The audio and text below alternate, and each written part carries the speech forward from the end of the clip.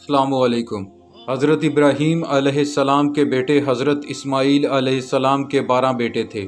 ان کی نسل اس قدر ہوئی کہ مکہ مکرمہ میں نہ سما سکی اور پورے حجاز میں پھیل گئی۔ ان کے ایک بیٹے کیدار کی اولاد میں ایک شخص عدنان ہوئے۔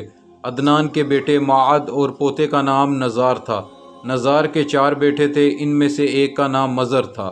مزر کی نسل سے قریش بن مالک پیدا ہوئے، یہ فہر بن مالک بھی کہلائے۔ قریش کی اولاد بہت ہوئی، ان کی اولاد مختلف قبیلوں میں بٹ گئی۔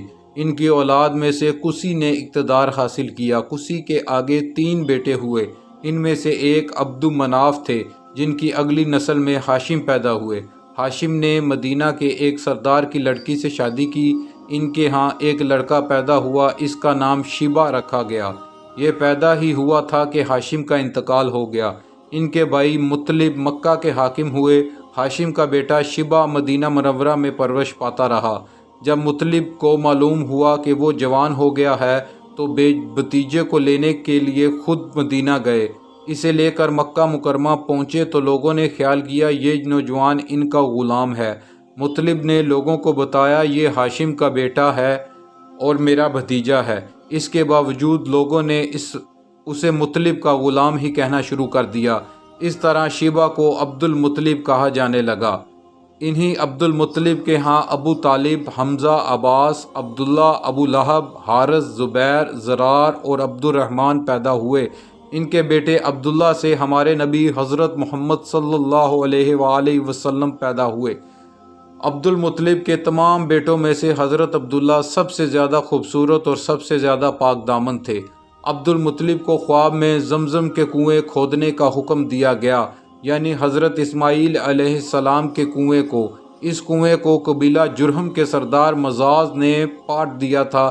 قبیلہ جرہم کے لوگ اس زمانے میں مکہ کے سردار تھے، بیت اللہ کے نگران تھے۔ انہوں نے بیت اللہ کی بے حرمتی شروع کر دی۔ ان کا سردار مزاز بن عمرو تھا، وہ اچھا آدمی تھا۔ اس نے اپنے قبیلے کو سمجھایا کہ بیت اللہ کی بے حرمتی نہ کرو، مگر ان پر اثر نہ ہوا۔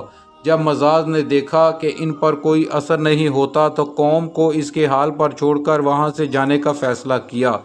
اس نے تمام مال و دولت، تلواریں اور زرہیں وغیرہ خانہ کعبہ سے نکال کر زمزم کے کنویں میں ڈال دیں اور مٹی سے اس کو پاٹ دیا۔ کنواں اس سے پہلے ہی خشک ہو چکا تھا، اب اس کا نام و نشان بھی مٹ گیا۔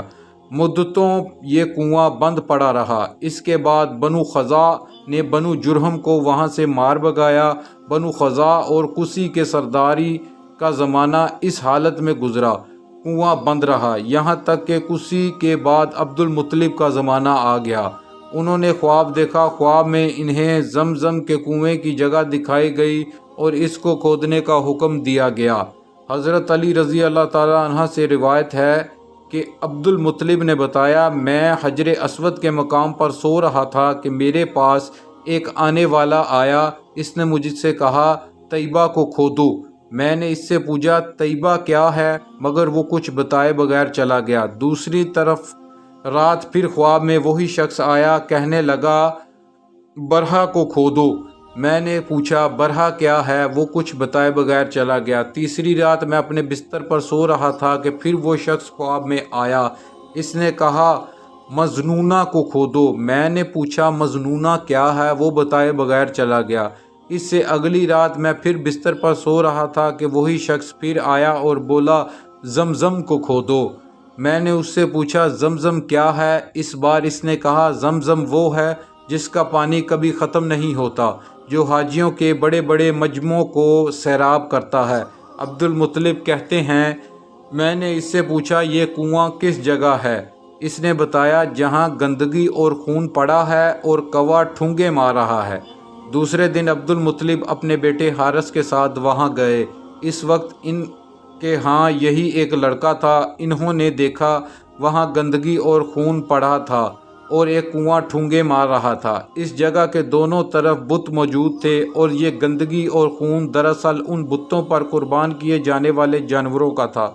پوری نشانی مل گئی تو عبد المطلب کدال لے آئے اور کھدائی کے لیے تیار ہو گئے، لیکن اسی وقت قریش وہاں آ پہنچے۔ انہوں نے کہا اللہ کی قسم ہم تمہیں یہاں کھدائی نہیں کرنے دیں گے، تم ہمارے ان دونوں بتوں کے درمیان کنواں کھودنا چاہتے ہو جہاں ہم ان کے لیے قربانیاں کرتے ہیں۔ عبد المطلب نے ان کی بات سن کر اپنے بیٹے حارث سے کہا، تم ان لوگوں کو میرے قریب نہ آنے دو، میں کھدائی کا کام کرتا رہوں گا، اس لیے کہ مجھے جس کام کا حکم دیا گیا ہے میں اس کو ضرور پورا کروں گا۔ قریش نے جب دیکھا کہ وہ باز آنے والے نہیں تو رک گئے۔ آخر انہوں نے کھدائی شروع کر دی۔ جلد ہی کنویں کے آثار نظر آنے لگے۔ یہ دیکھ کر انہوں نے اللہ اکبر کا نعرہ لگایا اور پکار اٹھے، یہ دیکھو، یہ اسماعیل علیہ السلام کی تعمیر ہے۔ جب قریش نے دیکھا کہ انہوں نے تو کنواں تلاش کر لیا تو ان کے پاس آ گئے اور کہنے لگے، عبد المطلب، اللہ کی قسم یہ ہمارے باپ اسماعیل علیہ السلام کا کنواں ہے اور اس پر ہمارا بھی حق ہے، اس لیے ہم اس میں تمہارے شریک ہوں گے۔ یہ سن کر عبد المطلب نے کہا، میں تمہیں اس میں شریک نہیں کر سکتا، یہ مجھ اکیلے کا کام ہے۔ اس پر قریش نے کہا، تب پھر اس معاملے میں ہم تم سے جھگڑا کریں گے۔ عبد المطلب بولے، کسی سے فیصلہ کرا لو۔ انہوں نے بنو سعد ابن حزیم کے کاہنہ سے فیصلہ کرانا منظور کیا۔ یہ کاہنہ ملک شام کے بالائی علاقے میں رہتی تھی۔ آخر عبد المطلب اور دوسرے قریش اس کی طرف روانہ ہوئے۔ عبد المطلب کے ساتھ عبد مناف کے لوگوں کی ایک جماعت تھی، جبکہ دیگر قبائل قریش کی بھی ایک جماعت ساتھ تھی۔ اس زمانے میں ملک حجاز اور شام کے درمیان ایک بیابان میدان تھا، وہاں کہیں پانی نہیں تھا۔ اس میدان میں ان کا پانی ختم ہو گیا، سب لوگ پیاس سے بے حال ہو گئے، یہاں تک کہ انہیں اپنی موت کا یقین ہو گیا۔ انہوں نے قریش کے دوسرے لوگوں سے پانی مانگا، لیکن انہوں نے پانی دینے سے انکار کر دیا۔ اب انہوں نے ادھر ادھر پانی تلاش کرنے کا ارادہ کیا۔ عبد المطلب اٹھ کر اپنی سواری کے پاس آئے، جوں ہی ان کی سواری اٹھی، اس کے پاؤں کے نیچے سے پانی کا چشمہ ابل پڑا۔ انہوں نے پانی کو دیکھ کر اللہ اکبر کا نعرہ لگایا۔ پھر عبد المطلب سواری سے اتر آئے، سب نے خوب سیر ہو کر پانی پیا اور اپنے مشکیزے بھی بھر لیے۔ اب انہوں نے قریش کی دوسری جماعت سے کہا، آؤ تم بھی سیر ہو کر پانی پی لو۔ اب وہ بھی آگے آئے اور خوب پانی پیا۔ پانی پینے کے بعد وہ بولے، اللہ کی قسم اے عبد المطلب، یہ تو تمہارے حق میں فیصلہ ہو گیا، اب ہم زمزم کے بارے میں تم سے کبھی جھگڑا نہیں کریں گے۔ جس ذات نے تمہیں اس بیابان میں سیراب کر دیا وہی تمہیں زمزم سے بھی سیراب کرے گا، اس لیے یہیں سے واپس چلو۔ اس طرح قریش نے جان لیا کہ اللہ تعالیٰ عبد المطلب پر مہربان ہے، لہٰذا ان سے جھگڑنا بے سود ہے اور کاہنہ کے پاس جانے کا کوئی فائدہ نہیں۔ چنانچہ سب لوگ واپس لوٹے۔ واپس آ کر عبد المطلب نے پھر کنویں کی کھدائی شروع کی۔ ابھی تھوڑی سی کھدائی کی ہوگی کہ مال و دولت، تلواریں اور زرہیں نکل آئی۔ اس میں سونا اور چاندی وغیرہ بھی تھے۔ یہ مال و دولت دیکھ کر قریش کے لوگوں کو لالچ نے آ گھیرا۔ انہوں نے عبد المطلب سے کہا، عبد المطلب، اس میں ہمارا بھی حصہ ہے۔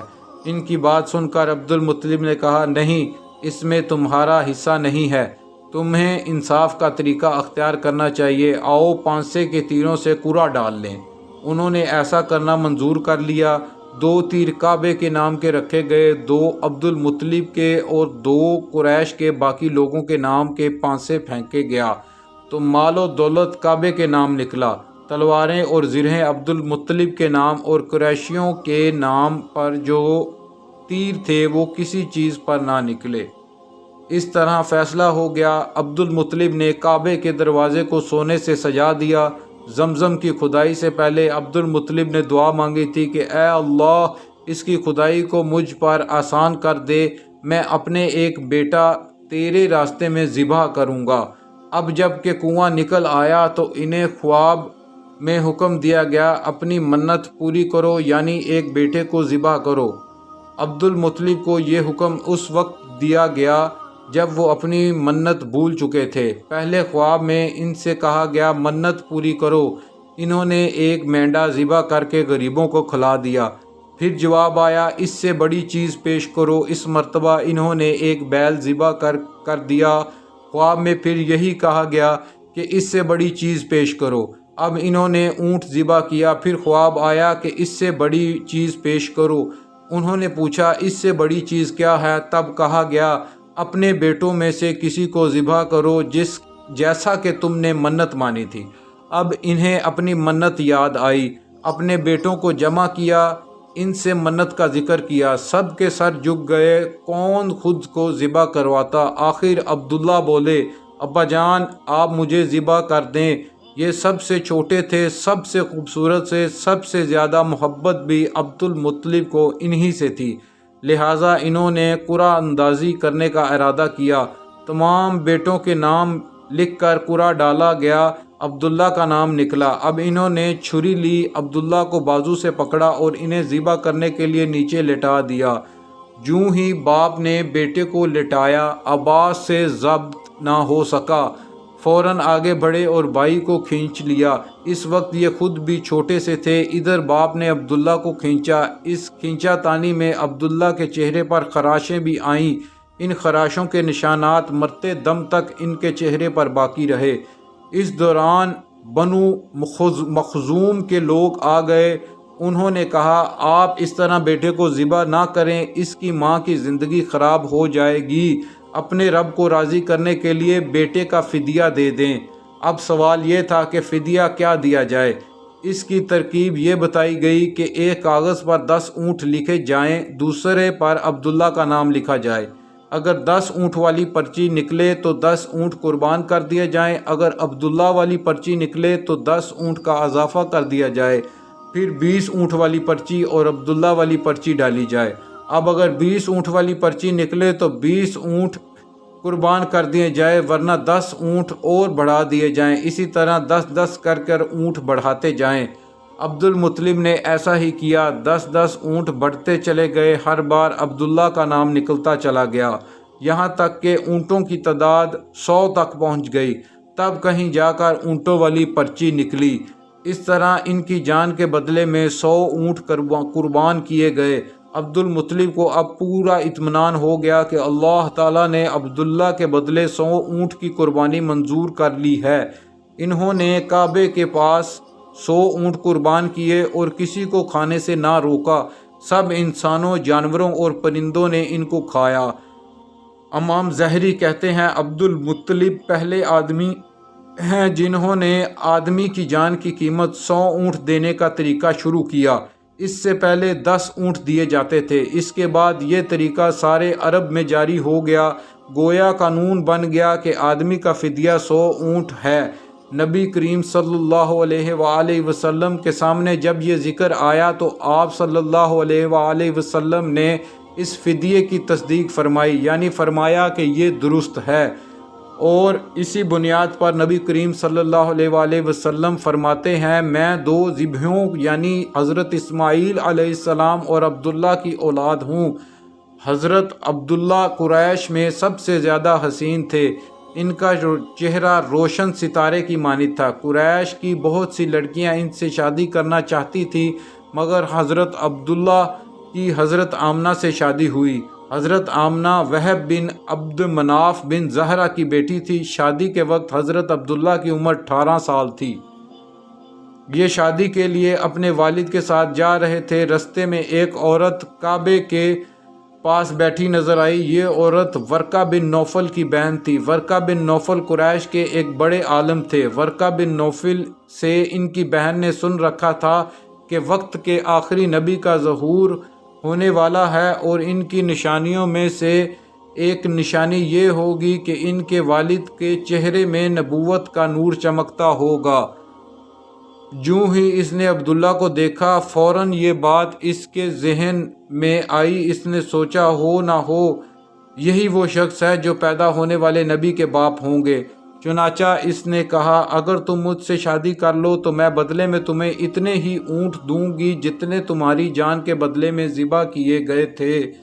اس پر انہوں نے جواب دیا میں اپنے باپ کے ساتھ ہوں، ان کی مرضی کے خلاف کچھ نہیں کر سکتا، نہ ان سے الگ ہو سکتا ہوں، اور میرے والد باعزت آدمی ہیں، اپنی قوم کے سردار ہیں۔ بہرحال ان کی شادی حضرت آمنہ سے ہو گئی۔ آپ قریش کی عورت میں نسب اور مقام کے اعتبار سے افضل تھیں۔ حضرت آمنہ حضرت عبداللہ کے گھر آئیں۔ آپ فرماتی ہیں جب میں ماں بننے والی ہوئی تو میرے پاس ایک شخص آیا، یعنی ایک فرشتہ انسانی شکل میں آیا۔ اس وقت میں جاگنے اور سونے کے درمیانی حالت میں تھی۔ عام طور پر اس حالت کو غنودگی کہا جاتا ہے۔ اس نے مجھ سے کہا، کیا تمہیں معلوم ہے تم اس امت کے سردار اور نبی کی ماں بننے والی ہو؟ اس کے بعد وہ پھر اس وقت آیا جب نبی صلی اللہ علیہ وآلہ وسلم پیدا ہونے والے تھے۔ اس مرتبہ اس نے کہا، جب تمہارے ہاں پیدائش ہو تو کہنا میں اس بچے کے لیے اللہ کی پناہ چاہتی ہوں ہر حسد کرنے والے کے شر اور برائی سے۔ پھر تم اس بچے کا نام محمد رکھنا، کیونکہ ان کا نام تورات میں احمد ہے اور زمین اور آسمان والے ان کی تعریف کرتے ہیں، جبکہ قرآن میں ان کا نام محمد ہے اور قرآن ان کی کتاب ہے۔ ایک روایت کے مطابق فرشتے نے ان سے کہا، تم وقت کے سردار کی ماں بننے والی ہو۔ اس بچے کی نشانی یہ ہوگی کہ اس کے ساتھ ایک نور ظاہر ہوگا جس سے ملک شام اور بصرہ کے محلات بھر جائیں گے۔ جب وہ بچہ پیدا ہو جائے گا تو اس کا نام محمد رکھنا، کیونکہ تورات میں ان کا نام احمد ہے کہ آسمان اور زمین والے ان کی تعریف کرتے ہیں، اور انجیل میں ان کا نام احمد ہے کہ آسمان اور زمین والے ان کی تعریف کرتے ہیں، اور قرآن میں ان کا نام محمد ہے۔ حضرت عبداللہ کے چہرے میں جو نور چمکتا تھا، شادی کے بعد وہ حضرت آمنہ کے چہرے میں آ گیا تھا۔ امام زہری فرماتے ہیں، حاکم نے یہ روایت بیان کی ہے اور اس کو صحیح قرار دیا ہے کہ صحابہ رضی اللہ تعالی عنہما نے حضور نبی کریم صلی اللہ علیہ وآلہ وسلم سے عرض کیا، اے اللہ کے رسول، ہمیں اپنے بارے میں کچھ بتائیں۔ آپ صلی اللہ علیہ وآلہ وسلم نے ارشاد فرمایا، میں اپنے باپ ابراہیم علیہ السلام کی دعا ہوں، اپنے بھائی عیسیٰ علیہ السلام کی بشارت ہوں اور خوشخبری ہوں۔ جب میں اپنی والدہ کے شکم میں آیا تو انہوں نے دیکھا گویا ان سے ایک نور ظاہر ہوا ہے جس سے ملک شام میں بصرہ کے محلات روشن ہو گئے۔ حضرت آمنہ نے حضرت علیمہ سعدیہ سے فرمایا تھا، میرے اس بچے کی شان نرالی ہے، یہ میرے پیٹ میں تھے تو مجھے کوئی بوجھ اور تھکن محسوس نہیں ہوئی۔ حضرت عیسیٰ علیہ السلام وہ آخری پیغمبر ہیں جنہوں نے آپ صلی اللہ علیہ وآلہ وسلم کی آمد کی خوشخبری سنائی۔ اس بشارت کا ذکر قرآن میں بھی ہے۔ سورہ صف میں اللہ تعالیٰ فرماتے ہیں، اور اس طرح وہ وقت بھی قابل ذکر ہے جب کہ عیسیٰ ابن مریم نے فرمایا کہ اے بنی اسرائیل، میں تمہارے پاس اللہ کا بھیجا ہوا آیا ہوں کہ مجھ سے پہلے جو تورات آ چکی ہے میں اس کی تصدیق کرنے والا ہوں، اور میرے بعد جو ایک رسول آنے والے ہیں ان کا نام مبارک احمد ہوگا، میں ان کی بشارت دینے والا ہوں۔ اب چونکہ حضرت عیسیٰ علیہ السلام سے یہ بشارت سنا چکے تھے، اس لیے ہر دور کے لوگ آپ صلی اللہ علیہ وآلہ وسلم کی آمد کی بے چینی سے انتظار کر رہے تھے۔ ادھر آپ کی پیدائش سے پہلے ہی حضرت عبداللہ انتقال کر گئے۔ سابق کتب میں آپ کی نبوت کی ایک علامت یہ بھی بتائی گئی ہے کہ آپ کے والد کا انتقال آپ کی ولادت سے پہلے ہو جائے گا۔ حضرت عبداللہ ایک تجارتی قافلے کے ساتھ تجارت کے لیے گئے تھے، اس دوران بیمار ہو گئے اور کمزور ہو کر واپس لوٹے۔ قافلہ مدینہ منورہ سے گزرا تو حضرت عبداللہ اپنے ننیال یعنی بنو نجار کے ہاں ٹھہرے۔ ان کی والدہ بنو نجار سے تھیں۔ حضرت عبداللہ اس جگہ 1 ماہ تک بیمار رہے اور انتقال کر گئے، انہیں یہیں دفن کر دیا گیا۔ تجارتی قافلہ جب حضرت عبداللہ کے بغیر مکہ مکرمہ پہنچا اور عبد المطلب کو پتہ چلا کہ ان کے بیٹے عبداللہ بیمار ہو گئے ہیں اور مدینہ منورہ میں اپنی ننیال میں ہیں، تو انہیں لانے کے لیے عبد المطلب نے اپنے بیٹے زبیر کو بھیجا۔ جب یہ وہاں پہنچے تو عبداللہ کا انتقال ہو چکا تھا، مطلب یہ کہ آپ صلی اللہ علیہ وآلہ وسلم اس دنیا میں اپنے والد کی وفات کے چند ماہ بعد تشریف لائے۔